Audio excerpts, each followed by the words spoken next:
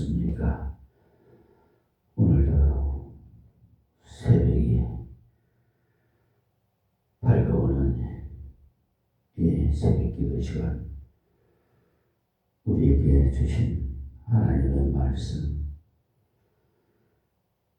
사도행전 8장 25절에서 40절의 말씀의 은혜를 받기를 원합니다. 두 사도가 주의 말씀을 전가하여 말한 후에 예루살렘으로 돌아갈새 사마리아에 있는 여러 촌에서 복음을 전하니라. 주의 사자가 빌립더러 일러 가로되 일어나서 남으로 향하여 예루살렘에서 가사로 내려가는 길까지 가라 하니 그 길은 광야라. 일어나 가서 보니 에티오피아 사람 곧 여왕 간다게의 모든 국고를 맡은 큰 권세가 있는 내시가 예배하여 예루살렘에 왔다가 돌아가는데 병거를 타고 선지자 이사야의 글을 읽더라. 성령이 빌립더러 이르시되 이 병거로 가까이 나아가라 하시거늘 빌립이 달려가서 선지자 이사야의 글을 읽는 것을 듣고 말하되 읽는 것을 깨닫느뇨? 대답하되 지도하는 사람이 없으니 어찌 깨달을 수 있느뇨 하고 빌립을 청하여 병거에 올라 같이 앉으라 하니라. 읽는 성경 귀절은 이것이니 일러스되 저가 사지로 가는 양과 같이 끌리었고 털 깎는 자 앞에 있는 어린 양이 잠잠함과 같이 그 입을 열지 아니하였도다. 낮을 때에 공변된 판단을 받지 못하였으니 누가 가히 그 세대를 말하리요? 그 생명이 땅에서 빼앗김이로다 하였거늘 내시가 빌립더러 말하되 청컨대 묻노니 선지자가 이 말한 것이 누구를 가리킴이뇨? 시작하여 예수를 가르쳐 복음을 전하니 길 가다가 물이 있는 곳에 이르러 내시가 말하되 보라 물이 있으니 내가 세례를 받음에 무슨 거리낌이 있느뇨? 이에 명하여 병거를 머물고 빌립과 내시가 둘 다 물에 내려가 빌립이 세례를 주고 둘이 물에서 올라갈새 주의 영이 빌립을 이끌어 간지라. 내시는 호련히 길을 가므로 그를 다시 보지 못하니라. 빌립은 아소도에 나타나 여러 성을 지나 다니며 복음을 전하고 가이사라에 이르니라. 아멘. 네, 이제 아프리카의 선교를 시작하는데요. 예루살렘 교회가 큰 부흥이 되었지만 하나님 원하시는 선교에는 별 관심이 없었습니다. 그래서 하나님께서 간섭하신 혼란을 통해서 스데반 집사가 순교를 당하고 그 순교의 여파로 말미암아 많은 사람이 핍박을 피하려 다른 곳으로 도망가서 사는 곳마다 복음을 전했던 겁니다. 그래서 선교가 시작되었던 건데, 그러니까 예루살렘 교회가 안에서 전도하는 일을 잘 했으나 외국 사람에게 선교하는 것은 꺼렸다는 것을 알 수가 있죠. 유대민족은 우리나라 사람보다 더 국수주의가 심해서 다른 민족을 개같이 생각하고 자기들만 택함받은 하나님의 백성이라고 생각했던 겁니다. 그래서 예수를 믿으면서도 잘못된 관념이 남아 있어서 선교를 하지 않았으므로 하나님께서 강제적인 간섭으로 환란을 일으켜서 그들로 하여금 선교할 길을 열어주셨던 겁니다. 우리가 외적인 여러 가지 장식에 관심을 기울이고 영적인 면에 잠을 잘 때 하나님께서 필요할 때는 환란을 일으켜서라도 전도하게 하고 선교하게 하시는 강제적인 그 장치를 하신다는 사실입니다. 예루살렘 교회가 그러했던 거죠. 스데반, 빌립 이렇게 쭉 집사님에 대해서 나왔는데 스데반 집사님이 순교를 당하자 빌립 집사님이 사마리아로 내려갔던 거죠. 사실 유대 사람들은 사마리아 사람들을 얼마나 싫어했든지 외국 사람보다 더 싫어했어요. 그 이유는 사마리아 사람들은 아수르 사람들과 혼혈족이 되어가지고 저것들이 우리 민족의 피를 더럽힌 인간들이다 해서 그들이 예루살렘에 예배드리러 오는 것까지도 미워하고 멸시했기 때문에 사마리아 사람들 예루살렘에 예배드리러 가지 못하고 그리심산에서 예배를 드렸어요. 그런데 피난길을 가니 그곳을 가지 않을 수 없었다는 거죠. 그러니까 피난은 그런 곳이 더 안전할 수 있으니까 빌립이 그곳으로 피난을 갔던 것입니다. 빌립이 그곳에 피난 가서 가만히 있었던 것이 아니라 하나님의 복음을 그들에게 전했더니 사마리아 사람들이 마음이 가난한 중이라 그들은 하나님 말씀을 기회가 너무나도 없었기에 하나님의 말씀을 들을 기회가 그래서 빌립을 통해서 말씀을 듣고는 많은 사람들이 예수를 믿었어요. 심지어 시몬이란 마술쟁이까지 예수 믿고 세례를 받았다고 했어요. 그러니 그는 옳게 믿는 것이 아니라 가짜로 믿었음이 탄로가 났어요. 그 마술사 시몬. 예루살렘에 있는 사람들이 귀에 사마리아에도 복음이 전파되어졌다는 소문이 들리고 그러므로 사마리아로 내려가서 그들이 신앙을 더욱 견고하게 만들어줘야겠다 하고는 베드로와 요한을 보내서 안수기도를 했을 때 성령 충만한 받는 큰 역사가 일어났습니다. 그러나 선교라고 해도 한 나라에 있는 선교이니까 외국 선교라고 볼 수 없지요.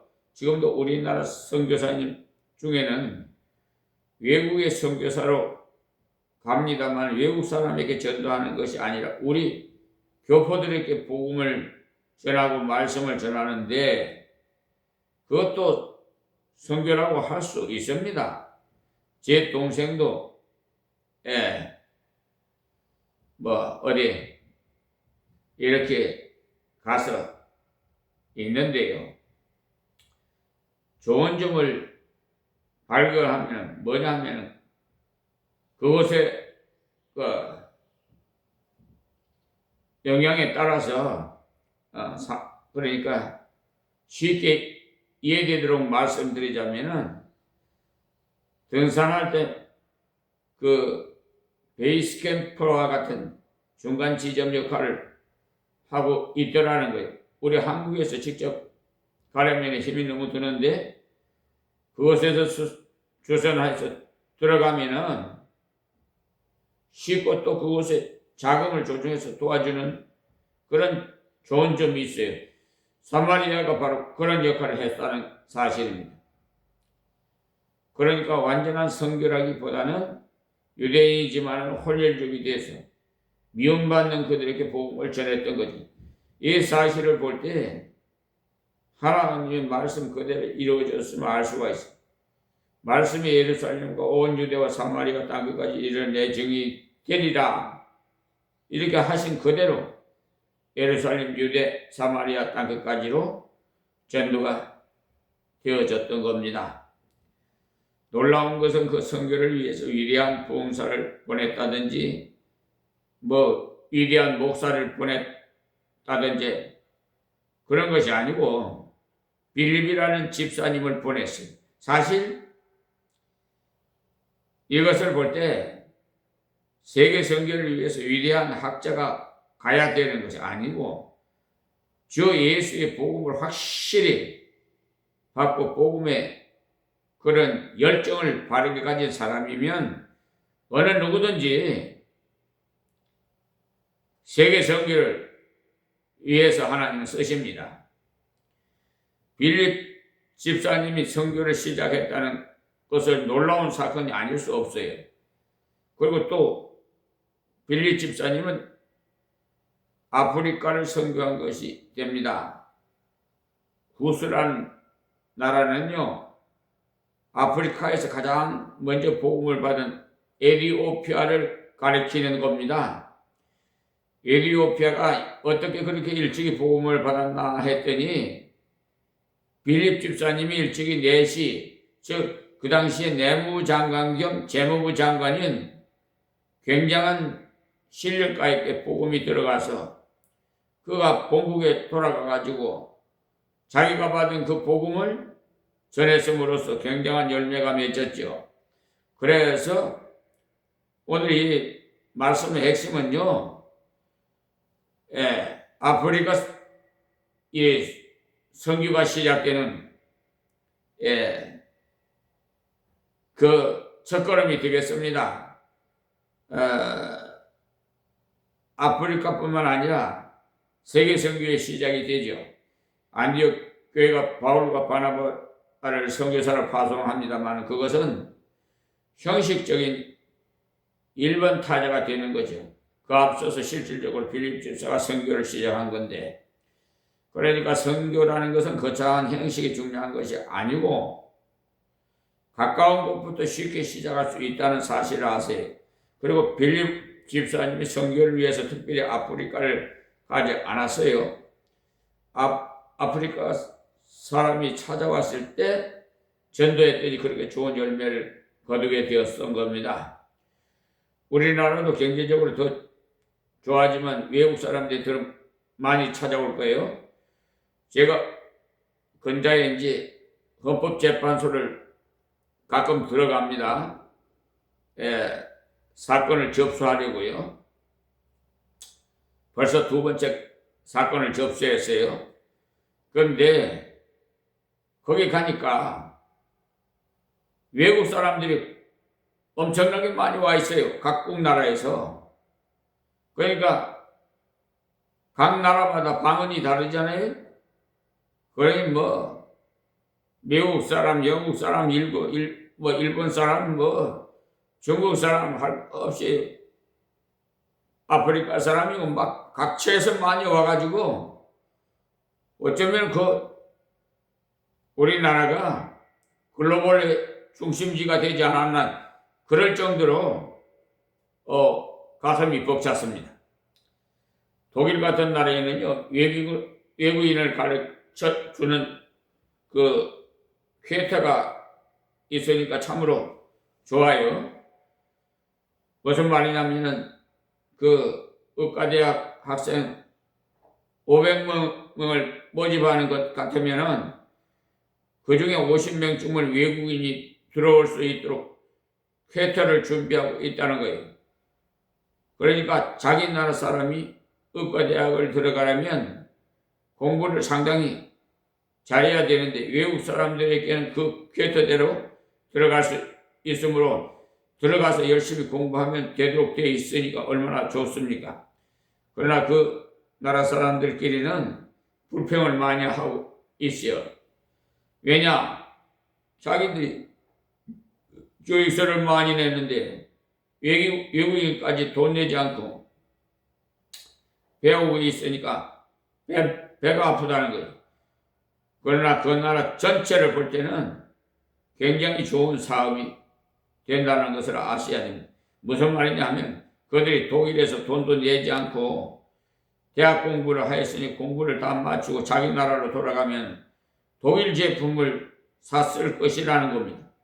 또 독일을 선전해 줄 것이니까 나라 전체를 놓고 볼 때는 큰 덕이 된다 이 말씀입니다. 앞으로 우리나라도 그런 제도가 있으면 좋겠어요. 특히 기독교 학교에 그런 제도가 있어서 많은 외국인이 복음을 받고 들어가면 얼마나 좋겠어요. 구스 네시 같은 사람이 복음을 받고 돌아가서 아프리카를 변화시킨 것 같은 아름다운 열매가 맺혔으니까 선교에 있어서도 그런 여러 가지 전략이 있다는 것을 알 수가 있습니다. 서구 나라가 교육제도에 그런 것을 두었을 때 처음 목적은 선교를 위해서라는 것을 알 수 있어요. 오늘 말씀을 통해서 어떻게 해서 성공적인 그 선교가 되었는지 살펴보겠습니다. 25절에요. 두 사도가 주의 말씀을 증거하여 말한 후 예루살렘으로 돌아갈새 사마리아 여러 촌에서 복음을 전하니라. 그러니까 요한과 베드로도 사실은 골수파 유대인이에요. 골수파 유대인이기 때문에 사마리아에 가서 전도할 생각은 전혀 없었었는데 빌립이라는 집사님이 사마리아에 가서 열심으로 전도해서 많은 열매를 거두었다는 말을 듣고 가보니까 열매들이 너무 많이 맺혀 있었으므로 하나님께서 이렇게 역사하셨구나 해서 감격과 격려가 되었으므로 자기들도 예루살렘에 돌아가는 길에 전도를 하고 갔다는 겁니다. 그러니까 목사를 가르친 집사님이 되었던 거죠. 사실 그럴 때도 있어요. 별로 열심도 내지 않고 있는 교육자에게 평신도 중에 깨달은 분이 이런 것도 해봅시다. 저런 것도 해봅시다.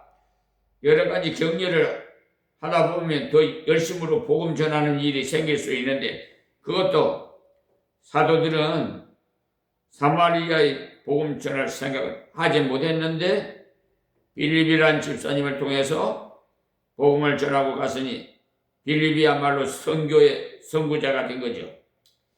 빌립이 선교의 선구자가 된 것은 고난 때문에 되었다는 사실. 역경을 피해서 피난살이 갔다가 선교사가 돼서 복음을 열심히 전했던 거죠. 우리나라도 이북에 계신 분들이 이남에 피난 왔다가 전도자가 된 분들이 많아요. 하나님께서는 역경을 통해서 좋은 열매 주실 때가 덜 있습니다. 그러니까 역경을 불평할 것이 아니라 그 역경을 어떻게 하나님의 뜻대로 걸어갈까 연구해서 주님의 뜻대로 걸어가면은 역경이 때에 생각지 않았던 그 열매를 맺히게 되는 겁니다. 자, 26절 말씀에 주의 사자가 빌립더로 일러 가로되 일어나서 남으로 향하여 예루살렘에서 가사로 내려가는 길까지 가라 하니 그 길은 광야라. 그러니까 26절만 딱 떼서 읽으면 천사가 지시하였으니 빌립이 가는 것이야 당연한 일이지 싶습니다만은 계속해서 읽어보면 아무리 천사가 지시했다 하더라도 하나님께서 왜 안정되게 일하고자 하는데 왜 광야로 가라고 하실까 하고 불평을 할 수 있는 형편입니다. 지금 많은 사람이 예수를 믿고 하나님의 영광이 크게 드러나고 빌립의 이름 또한 알려졌어요. 그러나 하나님께서는 광야로 가서 전도하라고 하셨던 겁니다. 지금 하나님께서 이 미말의 종에게 이렇게 우리 한국 교회 교단에 보면은 70세에 다 은퇴를 하고 또 원로 목사로 초대를 받고 이렇게 그냥 이선으로 물러나 왔는데요. 사실 우리 하나님의 백성들은 하나님 부르실 때까지 사명을 감당해야 합니다. 일하기 시끄러들면 밥도 먹지 마라 그랬어요. 하나님의 일을 하나님이 부르실 때까지 이 땅에서 계속 지속적으로 해 나가야 그것이 합당한 것입니다. 그런데 세상 사람들은 하나님 뜻과는 전혀 다르게 인본주의로 세속주의로 이렇게 물이 들어가지고 흘러가세요. 예전에 우리 신학교 생활하고 또 교육전도사 생활 때는요, 오지라도 저 사원이 보내주시옵소서 하고 그랬어요. 이사야 선지자처럼. 그런데 지금 현재 교육자들이 그런 사람 없어요. 몰라 있는가 몰라도 저는 찾아볼 수가 없어요. 지금 교회를 세 군데를 이렇게 세워 놓으셨는데 일할 사람이 없어요. 지금 황금 벌판에 지금 추수해야 되는데 추수권이 없어요. 지금 이 목회자들이 말이에요. 어디 이렇게 청빙을 하려고 하면은요, 교인 수가 몇이니 그것부터 알아봐요. 그건 무슨 뜻이냐? 세상 사람들이 월급 받는 거 그걸 생각하는 거예요. 그건가? 우리는 사렙이라고 그러죠. 직접 자기가 와가지고 개척을 해서 어떻게 할 생각을 안 하고 남이 이미 지어놓은 집에다가 이미 그냥 텄다가 놓은 데다가 말똥만 박으려고 그래. 여수와 갈렙 같은 자가 없다 이 말입니다. 참으로 안타까워요. 그러니 마지막 때에는 이렇게 강박해서 이기주의가 판치고, 물론 이것저것 인간 생각을 해보면 도심지에서 또 사례비도 좀 받아서 생활하고 자녀들도 좀 기르고 교육시키고 할 그런 여건이 있어야 갈 수가 있겠죠. 인간 생각에는. 그런데 하나님은 인간 생각과는 전혀 반대예요. 그걸 몰라. 여러분, 수천 수만 명이 있는 대형교회 심하시는 목사님이 상이 크겠어요? 오지에서 한 영혼 넣고 하나님의 사명을 감당하시는 목회자님이 상이 크겠어요? 세상 사람들은 맘모스같이 교회를 세워놓고 건축을 해서 수십만 명의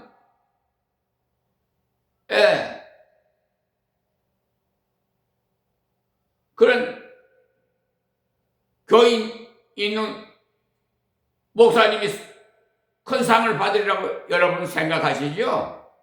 성공한 목사라고.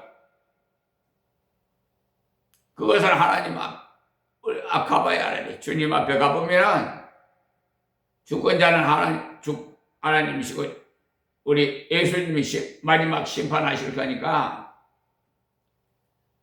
그러나 우리 합동측 낙원 제일교회 최병락 목사님이신게 소천하셨는데 저기 충남 태안에 그 수양관이 있어요. 농어촌 목사 미자립 교회 목사님들을 1년에 한 번씩 초청해서요 만찬을 합니다. 거기서 또 가장 어려운 사람, 교회 형편이 어려운 분들에게 정성을 담은 물질 봉투도 줘요. 또 목회자들 필요한 모든 물건도 만들어 준비해가지고 다 선물로 주시는데 그 고인이 되신 최 목사님께서 하신 말씀이 있어요. 그 부창부수라는 말이 있듯이 참 사모님도 대단히 훌륭하신 분이 지금 생존에 계시는지 모르겠습니다. 연락이 안 됐어요. 오래됐으니까. 그런데 그분이 최 목사님이 아주 고통을 당했어요. 죽을 고비를 하나님이 살려주셔서 새롭게 모든 것을 깨달았어요. 그래서 하나님께서 기적을 베풀어서 이 생명을 연장시켜 주셨는데 만찬 속에서 뭐라고 한지 압니까?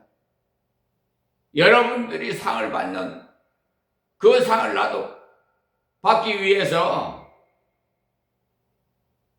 그렇다는 거예요. 만찬도 열어주는 이 모든 것이 선교 국내외적으로 선교 엄청나게 해요.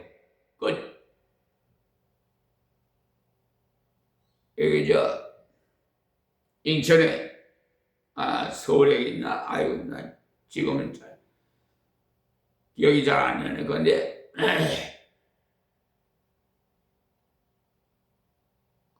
지혜를 성락교 낙원교회인데 참 성령이 통하는 분들은요 통해요. 그래서 지금 새 교회를 지금 교회는 세워져 있지만은 이 강화의 두 구에는 제가 왔다 갔다 이 몸이 지금 종합병원입니다. 어제도 강화군청 중환자 병원에 갔다 오는데 택시를 이렇게 봉사하시는 분이 그렇게 지원해주는 그런 정책이 있어가지고 그걸 우리 요양센터장이 가르쳐줘서 내가 신청을 했더니 그게 이제 어제 병원에 가는데 오전 9시요 와서 택시를 보내줘서 잘 갔다 왔는데 온몸이 막 결리고 이 담같이 말이에요. 뭐 거동하는데도 불편하고 아주 심했어요. 그래 외모상으로는 멀쩡한 것 같아도 완전히 종합병원이 돼가지고 지금 오늘 부를지 내일 부를지 모르겠습니다만 하나님 소관이니까 뭐 이 세상 머무는 동안에 주님께서 맡긴 사명 감당하다가 할렐루야 하고 갈 겁니다. 다. 그런데 후견자들을 교회마다 세워야 되는데 여수와 갈렙 같은 자가 없어요. 제가 그 신문 광고에다가 기독교 신문 광고에다가 내봤는데 몇 번 그 이력서하고 뭐 받아서 이제 강단에 놓고 하나님께 기도를 했죠. 어느 분을 하나님 택하셨습니까 하고 후견자로 세워야 합니까 하고 기도를 했는데 감동이 안 줘요. 감동을 안 줘. 딱 한 분 대구에 있는 사람인데요. 목회자인데 조금 가까이 감이 조금 와서 그걸 좀 주시하니라고 계속 기도를 했어요. 나중에 알고 보니까 속을 뻔했어요. 마귀 사탄들이요 이렇게 미혹해요. 우리가 기도할 때도요 정말 분별할 줄 아는 사람이 돼야 돼요. 마귀가 이렇게 미혹해가지고 감동을 주는 수도 있어요. 마귀도 병을 고치고 하나님이 고친 걸로 착각들을 하고 있는데 그걸 근본적으로 성경을 중심으로 해서 이걸 기도해 봐야 돼요. 어쨌든 후견자는 아직 없습니다만은 나는 모든 거 하나님께 맡겨버렸어요. 난 내가 마음대로 못해. 하나님 뜻대로 하시옵소서. 어떡합니까? 후견자 뭐 못 세우고 하나님 부르실는지 부르고 난 후에 또 다른 후견자를 세우시는지 나는 몰라요. 내 할 일, 내 하나님 시키는 대로 하나님 가라면 가고 서라면 서고 아버지 말씀대로만 따라가는 거니까.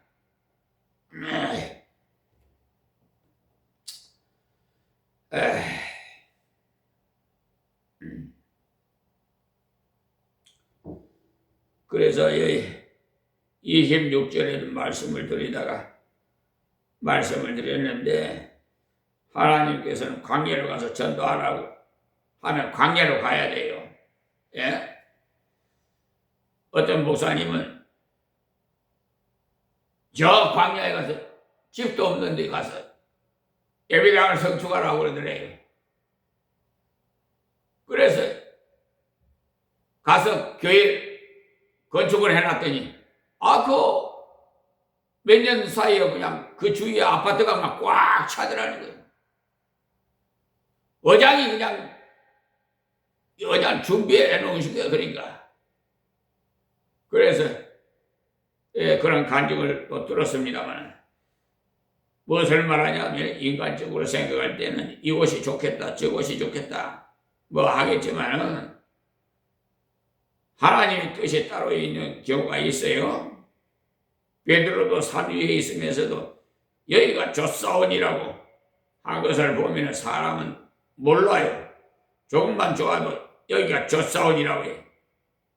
이때 빌립도 인간적으로 볼 때는 사마리아에서 복음을 전하면 대접을 받고 여러 사람 앞에서 부흥사로 큰 일을 할 수 있겠는데 소위 큰 종이 되겠는데 사람들은 큰 종이 어떻고 합니다만 하나님께서는 큰 종, 작은 종 따지지 않아요.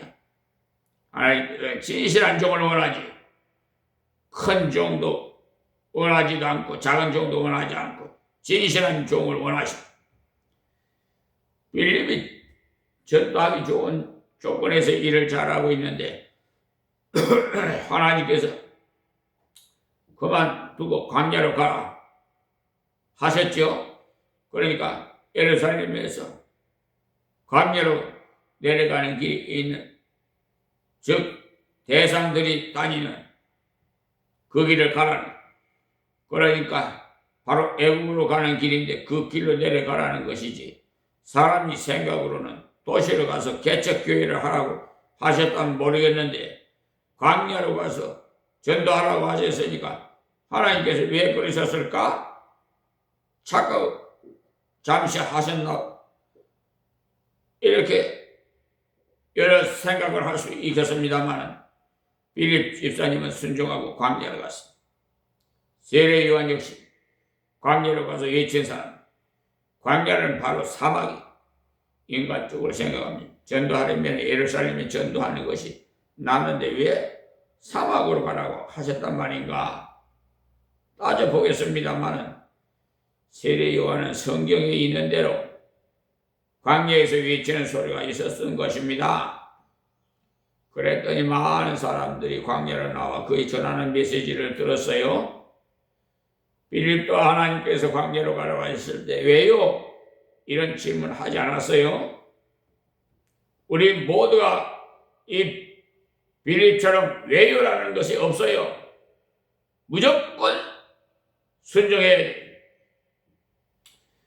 우리는 마음에 조금만 들지 않으면 왜요라고 이유를 붙이는데, 그러나 빌립은 그런 것이 없이 그대로 순종했습니다. 빌립 같은 자가 되어야 됩니다. 하나님께서는 대중 집회도 중요하게 여기지만은 때로는 개인 전도가 얼마나 귀하다는 것을 가르쳐 주시는 겁니다. 좋은 의사는요, 한 사람씩 진료한다는 격언이 있어요. 한꺼번에 10명을 쭉 앉혀놓고는 똑같은 약을 지어주는 의사라면 다시 가지 않을 겁니다. 좋은 의사는 반드시 한 사람씩 진료한다는 사실, 그와 같이 한 영혼 한 영혼에게 합당한 말씀으로 인도할 수 있기 때문에 개인 전도가 확실한 열매 맺는 데는 참으로 좋은 것입니다. 여러분이 잘 아시는 빌립 그레함은 대중집회를 많이 하는데 대중집회만 해서 열매를 많이 맺지 못한다는 것을 알고는 대중집회를 하고 난 다음에 반드시 내비게이터 형제들의 도움을 받아서 결신한 형제들 개인적으로 이렇게 붙여서 양육이 되어지도록 하고 있어요. 그렇기 때문에 그 열매가 잘 맺혀지는 겁니다. 그냥 결신자를 일으켜서 세워 기도하고 보내는 것으로 끝난다면 열매가 그리 충실하지 못합니다만, 그는 꼭 개인 양육을 힘쓴다는, 그만큼 개인 양육이 중요한 거예요.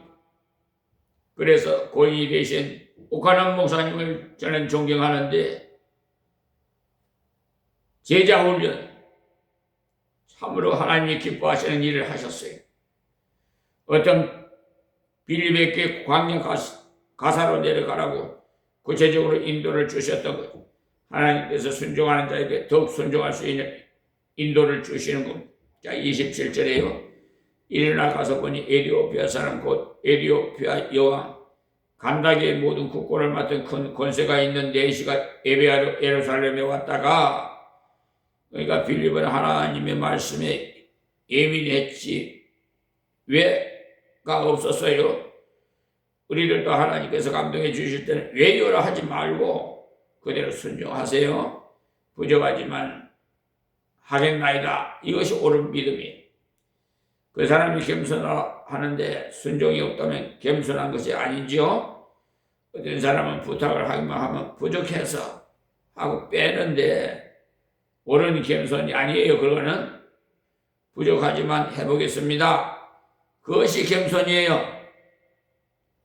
빌립은 그 말을 이렇게 듣자마자 일어나서 즉시 갔어요. 실제로 바로 가지 않았다면 만날 수 없는 그런 행편이었을 수도 있습니다. 즉시 가지 않았다면 그 사람은 수레를 타고 갔으니까 지나가 버렸을 것 아니겠어요? 그러나 즉시 가보니까 만난 거죠. 그 때문에 여러분이 설교를 듣다가 성경을 읽다가 감동해 주시거들랑 그 즉시 순종하는 것이 가장 확실한 열매를 거둘 수 있습니다. 하나님께서 감동해 주신 것을 순종했기 때문에 빌립이 순종해서 즉시 내려갔더니 에티오피아의 높은 사람이 지나가고 있었던 것. 이 사람들의 얼굴이 검은 함 계통의 사람이라서 사실 유대인들이 좋아하는 백성이 못 돼요. 저 역시도요, 솔직히 말해서 처음에 얼굴이 새까만 피부 색깔이 검은 사람이 조금 꺼리낌이 되더라고요. 처음에 인간적인 본능인가 봐요. 같은 황인종이면은 모르는데 그냥 검으니까 함계통이니까. 그런데 나중에 하나님의 말씀에 의하여서 은혜를 받으니까 얼마나 사랑스럽고 예쁘게 보이는지 몰라요. 저주받은 백성을 해서 좋아하지 않았는데 함계통이요. 그런데 빌립이 순종하고 가보니까 큰 영향력 있는 사람이 지나가고 있었더라는 거죠. 그뿐만 아니라 그 사람이 예배하러 예루살렘에 왔다가 가는 사람입니다. 그러니까 이 사람은 마음속으로 사모하는 마음이 가득하다는 것을 알 수가 있죠. 그렇게 먼 나라에서 예배드리려 왔다는 것을 보면 얼마나 말씀을 사모했기에 예루살렘까지 왔느냐는 것을 알 수가 있어요.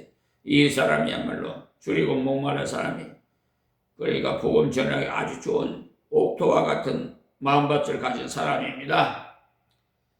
하나님의 감동을 순종해 나가면요, 말씀 받기에 가장 합당한 사람과 합당한 때를 주십니다. 똑같은 사람이라도 어떤 때는 말씀 받기 좋은 때가 있고 어떤 때는요 강팍한 때가 있고, 이 사람은 지금 그야말로 마음이 열려져 있는 아주 갈급한 심령이에요.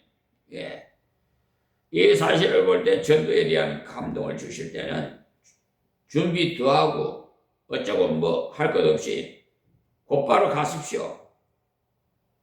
여러분, 식사를 하다가도 이웃 동네 아무게 엄마 생각나, 아빠 생각나거들라 숟가락을 놓고 그냥 즉시 가세요. 가서 전도하세요.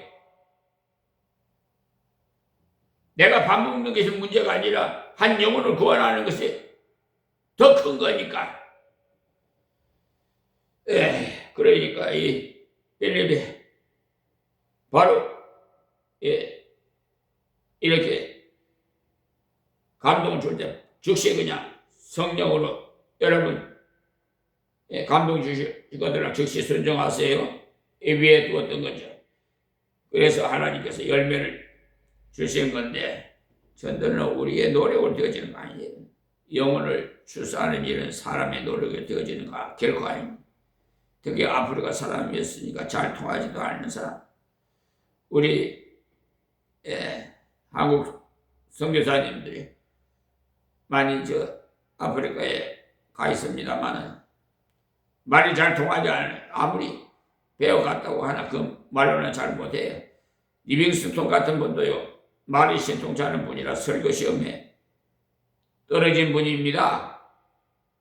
한마디로 말 주변이라고는 없는 분이었습니다.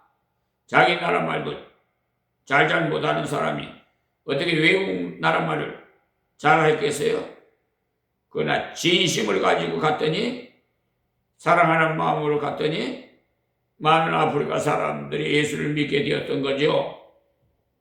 그러니 참다운 전도는 사람의 말재주로 되어지는 것이 아니고 하나님의 능력으로 되어지는 겁니다. 자, 28절이에요. 돌아가는데 병거를 타고 선지자 이사야의 글을 읽더라. 이 병거란 마차 중에서 전쟁에 쓰는 고급 마차를 말해요. 그는 먼 길을 예배하러 왔기 때문에 많은 호위병들이 따라왔음을 알 수 있어. 이때 빌립이 가보니까 하나님께서 왜 가라고 하셨는지 당장 알았던 거죠. 한 사람만 따박따박 걸어가는 것이 아니라 많은 수행원을 거느린 높은 분이 지나가요. 그러나 그 많은 사람에게 전하라고 하신 것이 아니라 한 사람에게 전하라고 하셨던 거예요. 이 사람을 돌아가면서까지 성경을 읽되 소리까지 내서 읽고 있었던 겁니다. 같이 가는 수행원까지 다 같이 은혜를 받으라고 큰 소리를 내서 읽었던 거예요. 그랬기에 빌립이 그 읽는 말씀을 듣고는 전도할 수 있었던 거죠. 한마디로 그야말로 준비 잘 된 심령이었습니다. 그가 읽고 있었던 말씀 이사야서인데, 이사야서는 예수님께 관해서 가장 직설적으로 표현되어져 있는 책이에요. 저희 설교도 직설적으로 많이 주로 합니다. 그렇기 때문에 막 가슴이 찔리고 또 어떨 때는 막 오해하시는 분도 있는데, 그걸 성령에 비추어서 봐야 돼요. 무슨 여러분과 목사가 무슨 유감이 있어서 그런 말씀 전하는 거 아니에요. 다 내게 주시는 말씀이라고 가슴이 찔리고 뭐 그들랑 이게 사랑의 매구나 생각하고 회개하시면 돼요.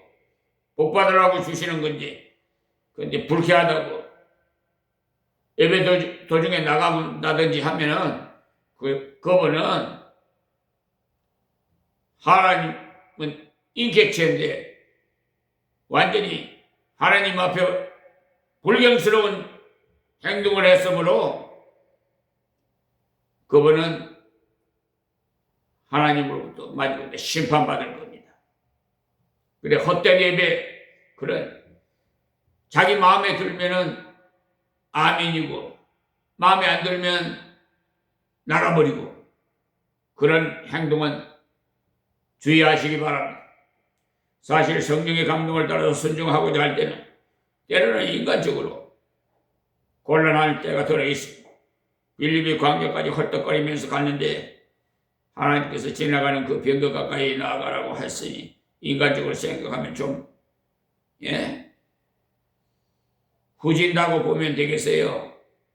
요사이를 말하자면 그 사람이 세단 좋은 차를 타고 가는데 그 옆을 빨리 뛰어가라고 하셨으니 저절로 초라합니다. 그 당시에 병거를 몰고 많은 수행원을 거는 사람을 접근한다는 것은 세단차 옆을 가는 것보다 더 힘들어요. 물러가라 호령할 가능성이 많기 때문에. 그런데 가까이 가라고 했으니 때로는 나의 자존심을 죽이지 않고는 순종되어지지 않는 경우도 들어있어요.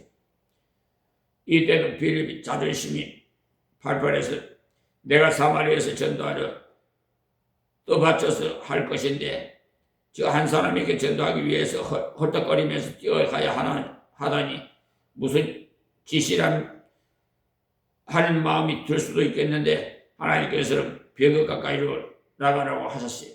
자, 30절에요. 빌립이 달려가서 선지자 이사야 글을 읽는 것을 듣고 읽는 것을 깨닫느뇨?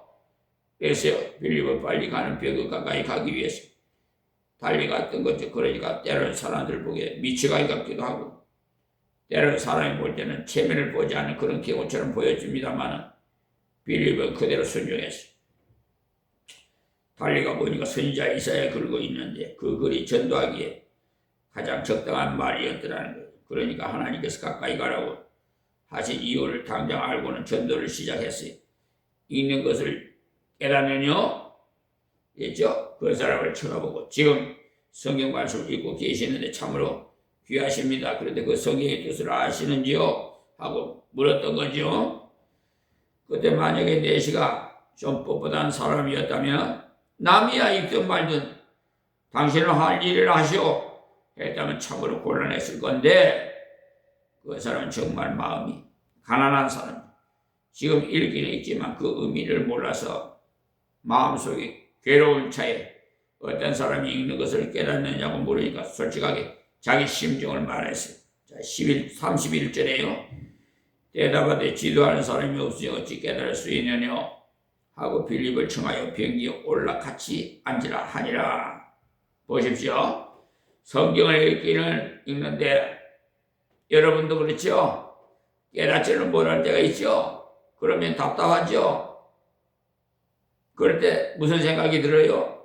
옆에 누가 좀 이 성경 가르쳐 줬으면 그래 갈급한 심령 생각이 들 때가 있잖아요.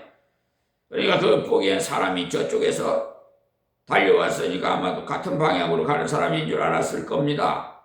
그러니까 그러하여금 같이 타고 가는 중에 성경을 좀 가르쳐 달라고 부탁을 한 거죠. 하나님께서 이토록 완벽한 준비를 해 놓으시고 빌립을 가라고 하셨던 겁니다. 그러니까 전도하기 위해서 기도를 많이 준비하고 하나님 감동을 받아서 전도하면은요, 전도는 사람이 하는 것이 아니구나 하는 것을 점점 더 알게 돼요. 이때 빌립이 설명을 장황하게 해야 하는 입장이라면 곤란합니다. 그러나 하나님께서 완벽한 준비를 해 놓으셨던 겁니다. 32절에 읽는 성경 주기절은 이것이니 일렀으되 저가 사지로 가는 양과 같이 끌렸고 털 깎는 자 앞에서 있는 어린 양의 잠잠함과 같이 그 입을 열지 아니하였도다. 이 말씀은 바로 예수님께서 십자가에 못 박히는 장면을 기록해둔 말씀이에요. 예수님께서 재판받으실 때나 십자가에 달리실 때 죄 없으신데 그렇게 당하셨으니까 마땅히 욕을 퍼부어야 되는데 아무 말도 하시지 않았어요. 마치 털 깎는 자가 앞에 양과 같이 고요하게 고난을 맞이하셨던 겁니다. 예수님이 당하신 그 일을 700년 전 이사야 선지자가 예언을 했는데 마침 그 말씀을 읽고 있었어요. 그래서 33절에 낮을 때에 공변된 판단을 받지 못하였으니 누가 가히 그 세대를 말하리요. 그 생명이 땅에서 빼앗기미로다 하였거늘. 그러니까 예수님께서는 공평한 재판을 못 받으셨어요. 예수님이 참으로 공평한 재판을 받지 못하시고 불법 재판을 받으셨어요. 로마법으로도 밤새 재판하는 법은 없습니다. 그런데 밤새도록 재판했으니까 불법 재판을 받으신 겁니다. 지금 저도 빛과 소금의 역할을 감당하라고 하나님 명예에서 법원을 검찰청을 경찰서 각처에 성령이 인도하는 대로 갑니다. 가는데 사건을 만들어요. 하나님께서 그래서 그런데 보니까 사기 재판을 쳐요. 그래서 그냥 어물쩍 넘어가려고 그래. 입장이 곤란하니까. 그래서 판사님 말씀 드릴 것이 있습니다. 그러니까 말씀하십시오 그러더라고. 그래서 정중히 판사님 왜 사기 재판 치십니까? 그렇게 했어요. 그랬더니 항구무원이 아무 말도 못해. 고개만 푹 숙이고 양심은 있는가 봐. 그리고 검사도 이내가 법조문을 대면서 이게 수사라고 하는 것입니까? 하고 질문을 했어요. 내가 검사실에 찾아가서 그랬더니 젊은 검사가 하는 말이 목사님이 법에 대해서 더 잘 아시니까 보안 수사를 내리겠습니다. 이래요.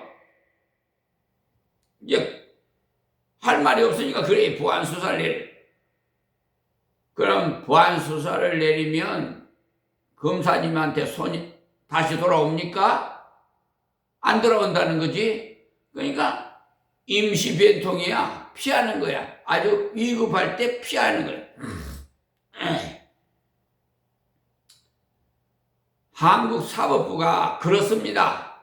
경찰도 역시 리베이트 뒷거래는 진행하고 또 뭐 학연, 지연, 혈연 그런 관계 인해서 그냥 어물쩍 넘어가려고 그래요.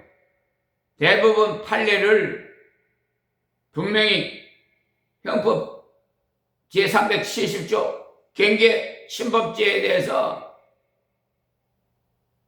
그걸 판례를 내가 제출했는데도 뭐 처벌할 근거가 없다는 거예요. 난 참 그런 경찰이 있어요. 지금 대부분의 지금 개정 신청이 되어 있는데요.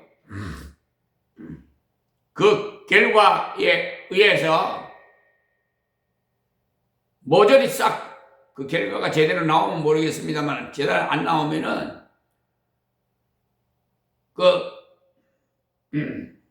뭐죠? 요즘 새로 입법화 해가지고 3월 12일 날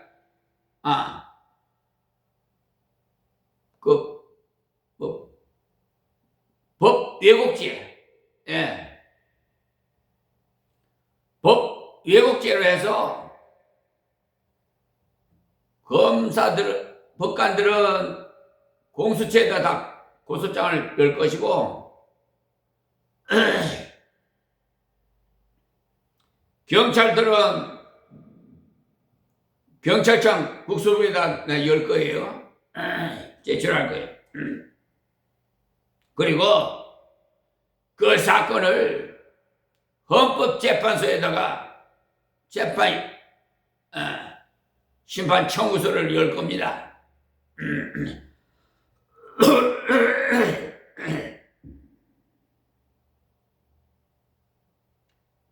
이건 불법은요, 뿌리채 뽑아버려야지.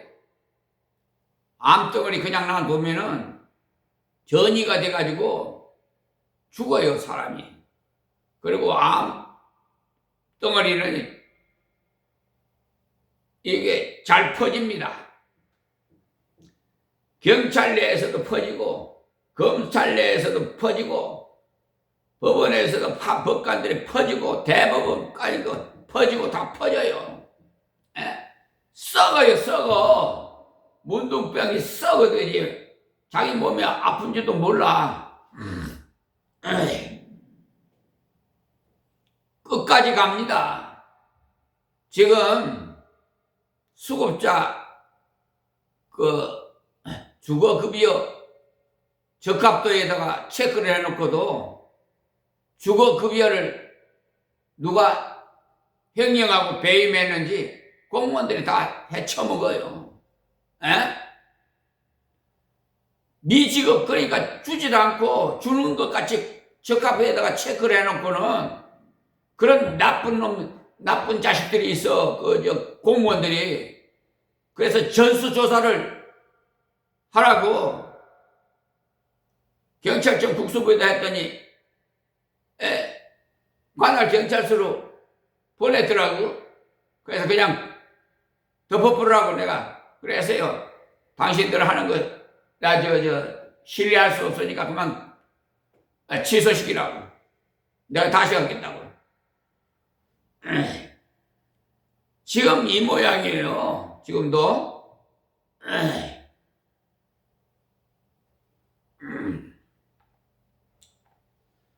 나는 무식하고 비천하고 아무 힘이 없지만은 내 안에 계신 하나님, 전능하신 하나님, 예수님이에요. 나의 스승은 예수님이고 변호사도 예수님이에요. 겉으로만 봐갖고 아이고 보잘것없는 노천 어디 목사님이라고 아이고 뭐 하지만 지금까지 직권으로 기득권 세력들이 직권으로 남용을 해서 권리 방해 그냥 짓눌러 버려요. 그건 뭐 소용없어요. 그런데 하나님께서 이재명 대통령을 세워서 정부에서 입법부요 국회에서 사법 3법을 통과시켰잖아요. 그게 얼마나 탄력이 있는 줄 압니까? 이제 많은 사람들이 정말 법과 원칙대로 하면 감옥에 가야 돼요.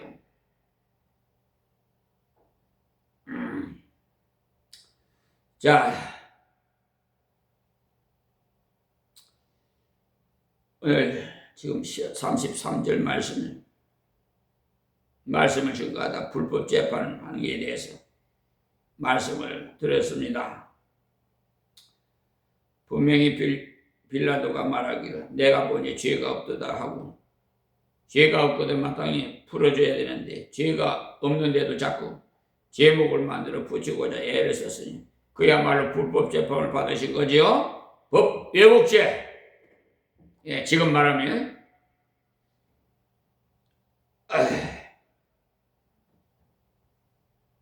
예수님의 생명을 우리 죄인의 생명을 위하여 빼앗기셨어. 그러니까 그가 예수님이 십자가의 진리 즉 대속의 진리를 읽고 있었던 구약으로서는 구원에 대해서 가르쳐 줄 수 있는 최선의 구절이었던 겁니다. 이것까지 읽었다는 것도 귀한데 그가 질문한 것은 더 귀해요. 자, 34절에 내시가 빌립들을 말하되 청커대 묻노니 선지자가 이 말한 것이 누구를 가리킴이뇨? 자기를 가리킴이뇨? 타인을 가리킴이뇨? 말씀의 재판을 받는데 잠잠했다고 하는데 이분이 누굽니까? 이사야 자기를 두고 한 말입니까? 다른 사람을 두고 한 말입니까? 하고 물었어요. 그 내시가요. 우리가 주님께서 감동해 주신 대로 순종해 걸어가면 하나님께서 영혼을 여러 복음을 받아들일 수 있도록 하신다는 사실 아세요? 우리가 아프리카를 전도하고자 하나님의 뜻을 따라 선교사를 보내고 우리가 주님의 뜻을 순종하면서 배우 위에서 기도하고 바르게 밀어줄 때 하나님께서 그러하여금 부족한 원하는 모든 것을 감당할 수 있도록 길을 열어주십니다. 이제 빌립도 모든 여건을 감당할 수 있었어요. 그는 병원을 타고 간 것이 아니에요. 그냥 발로 걸어서 갔어요. 높은 사람에게 전도하기 위해서는 좀 어울리도록 해서 갔으면 좋았겠다 싶은데 그냥 그대로 갔어요. 하나님께서 가라고 하셨으니까 순종하면 하나님께서 열매를 주시는 겁니다. 어떤 목사님이 대통령을 면회하기 위해서 신청을 했더니 성분이 어떠한지 다 조사한 후에 며칠에 오라고 전화를 하면서 하는 말이 오실 때는 몇 번 차를 모시고 오시느냐고 하더랍니다. 몇 번 차라니요? 하고 그러니까 자가용 농부가 몇 번이냐고 하기에 택시를 타고 가야 하기 때문에 그 번호를 알 수 없느라고 했다는 겁니다. 대통령을 만나겠느라고 했으니 당연히 자가용을 타고 올 줄 알았는데 택시를 타고 온다고 하니까 전화한 사람이 어이가 없어서 그러냐고 하면서 전화를 끊더라는 거예요. 그렇게 대통령을 만나러 갔지만 하나님께서 함께 하심으로 어려운 청원이 이루고 왔다는 겁니다. 사람 생각에 높은 사람을 만나려면 높은 신분의 차림으로 가야 할 것이다 싶지만은 하나님 말씀대로 순종하면 초라한 모습으로 갔지만 높은 분에게 전도할 수 있었던 겁니다. 그 때문에 내려다보고만 전도하고자 하지 마시고 나보다도 높은 위치에 있는 사람에게도 전도해야 돼요. 나보다도 낮은 위치의 사람에게도 눌려가면서 전도할 생각은 잘못이에요. 아프리카 사람에게도 그런 자세를 취하면 안 되고 그 사람들 가난하니까 잘 사는 나라에 왔다는 표를 내면 부러워서라도 예수를 믿겠지 하는 생각으로 전도하면 그 전도는 옳은 전도가 아니에요. 예? 그들의 영혼을 사랑한다는 것을 보여줌으로 복음을 심어 가야 되지. 딴짓 것을 하면 안 돼. 자, 39절에 35절에요. 빌립이 입을 열어 이 글에 시작하여 예수를 가르쳐 복음을 전하니 예, 그분이 바로 하나님께서 보내신 메시아십니다. 그분이 십자가에 이러이러하게 돌아가시고 우리 죄를 사하셨습니다 라고 상세하게 복음을 전해주었더니 내시가 그 자리에서 예수님을 믿었습니다. 할렐루야. 그 다음 36절에 길 가다가 물이 있는 곳에 이르러 내시가 말하되 보라 물이 있으니 내가 세례를 받으면 무슨 거리낌이 있느뇨? 무슨 말이냐 하면 확실히 예수를 믿으니까 세례를 달라는 겁니다. 자, 37절 없음하고 사자가 쓰여 있고 성경 밑에 보시면 어떤 사본에 빌립이 가로되 네가 마음을 온전히 하여 믿으면 가하니라. 대답하여 가로되 내가 예수 그리스도에게 하나님의 아들인 줄 믿느라가 있음이라고 되어 있는데 사본 중에는 이런 말씀이 들어있는 것도 있는데 그 사본이 처음 기록한 원본이냐 아니면 원본과 똑같느냐에 대해서 많은 의견들이 있어요. 우리가 번역한 사본은 그것이 없는 사본을 번역한 것입니다. 있는 사본의 것은 보충해서 읽어보면 훨씬 더 확실한 의미를 통하도록 되어 있어요. 복음의 말씀을 두고 가다 보니까 오아시스가 나왔고 당장 세례를 달라고 했는데 빌립이 당신의 믿음이 확실하기만 하다면 내가 세례를 줄 수 있습니다 라고 하자 그가 당장 고백하길 내가 예수 그리스도 하나님의 아들이심을 믿노라고 고백했으므로 빌립이 세례를 주었던 겁니다. 지난번에도 말씀드린 데 우리 한국 교회에서는요. 교회 나온 지 6개월이 지나면 학습을 받고 그 후에 6개월이 지나면 세례를 줍니다. 초대교회에서는요. 이렇게 하지 않았습니다만 우리나라에 들어온 선교사님들이 우리나라 사람들이 너무 겸손하게 믿는다고 대답하고는 믿음의 확당한 열매를 맺지 못함으로써 확실하게 하고자 학습제도를 도입한 겁니다. 맞습니까? 예, 확실히 믿습니까? 예, 하고는 제사를 지내고 있으니까 안 되겠다 해서 학습제도를 만든 것이니 잘한 거죠.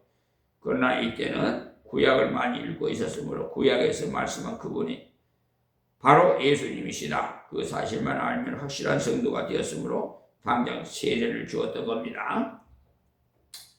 자, 38절에 이에 명하여 병거를 머물고 빌립과 내시가 둘 다 물에 내려가 빌립이 세례를 주고 있는데 초대교회에서는 목사님만 세례를 준 것이 아니에요.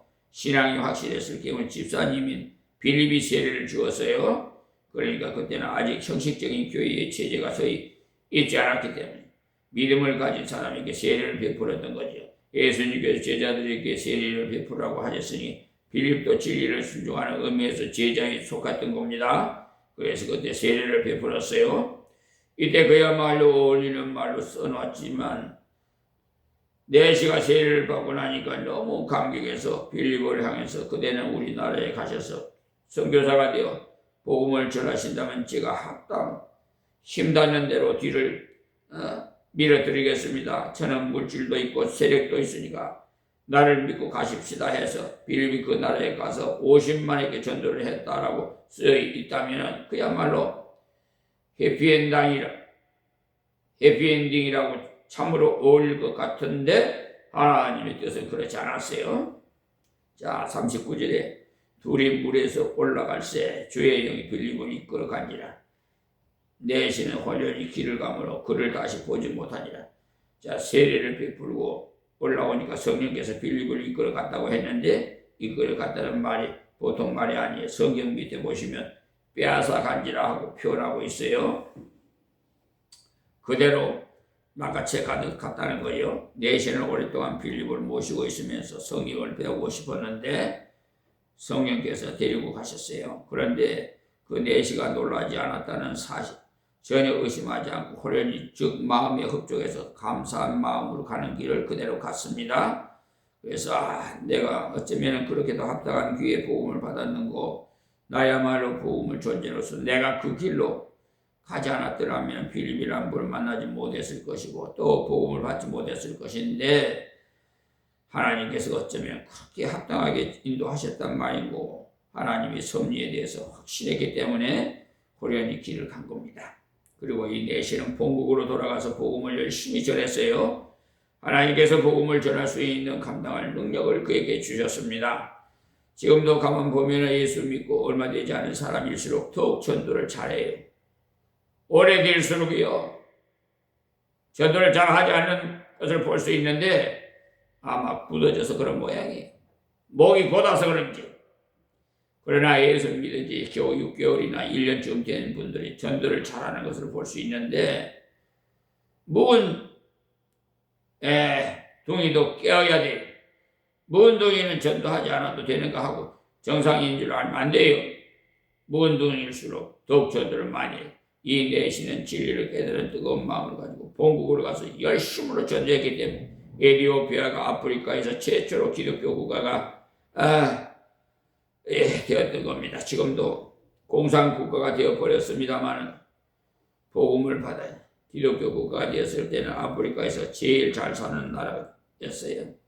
그런데 지금은 제일 못 사는 세 나라 중 하나가 된 거예요. 공산주의를 하고 나니까 거지가 된 거예요.